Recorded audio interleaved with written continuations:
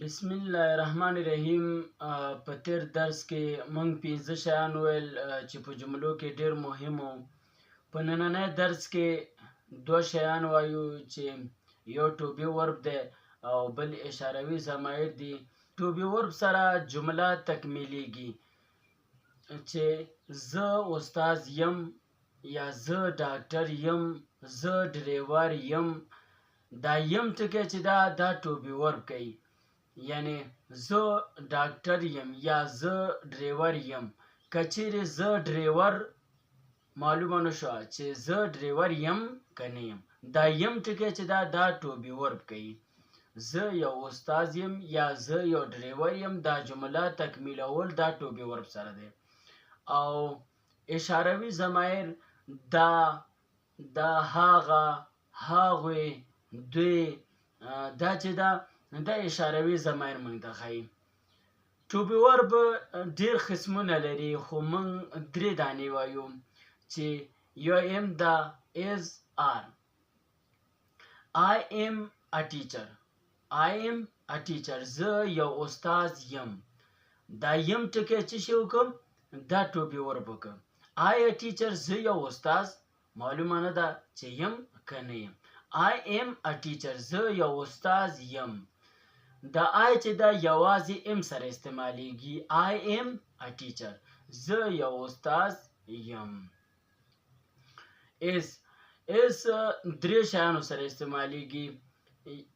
he، she، it. he نارینه لپاره استعمالیږي، she د ښځینه لپاره استعمالیږي، it د بیجانو شیانو لپاره استعمالیږي. دا موږ مخکې درس کې ویلی دی. he is a doctor، هغه یو ډاکټر دی. he is a doctor، هغه یو ډاکټر دی. دا ډاکټر دی، دی ټکی چا وکړم دا ټو بی ورب وکړه. he a doctor، هغه یو ډاکټر، معلومه نه ده دی که نه دی. که چیرې موږ اس وکې اضافه کړو he is a doctor، هغه یو ډاکټر دی.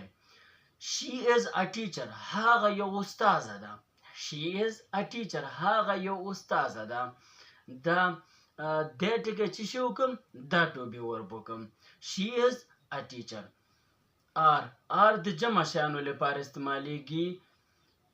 are د جمع شیانو لپاره استعمالیږي. you are a teacher، تاسو استاد یاست.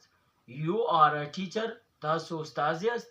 دا تاسو استاد یاست، دا چې شی وکړم دا ټو بی ورب وکړم. you are a teacher. they are a doctors، they are a doctors، دوی ډاکټران دي. they are a doctors، دوی ډاکټران دي. we are students، موږ شاګردان یو. we are students، موږ شاګردان یو. اوس راځو اشاروي ضمایر ته. اشاروي ضمایر د شیانو موقعیت موږ ته ښایي چې دلته دی، هلته دی، یا دلته دي، هلته دي. نږدې او لرې شیان موږ ته ښایي. نږدې شیان هغه شیان چې نږدې دي، لاس ورسره لمس کیږي، هغه ته this ویل کیږي. او هلته لرې شی چې لاس ورسره نه لمس کیږي هغه ته that ویل کیږي.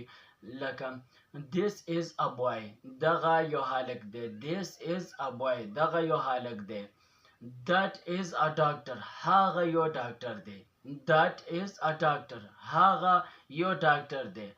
this is a book، دغه یو کتاب دی. this is a book، دغه یو کتاب دی.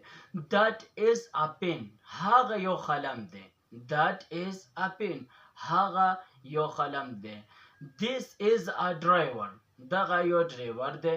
this is a driver، دغه یو ډریور دی. that is a car، هغه یو موټر دی. that is a car، هغه یو موټر دی. موږ نن 2 شیان ویل، ټو بی ورب او اشاروي ضمایر. الله دې وکړي چې تاسو څه ورنه زده کړی وي. زموږ نننی درس همدومره و. تر راتلونکي درس پورې په الله مو سپارم. السلام علیکم.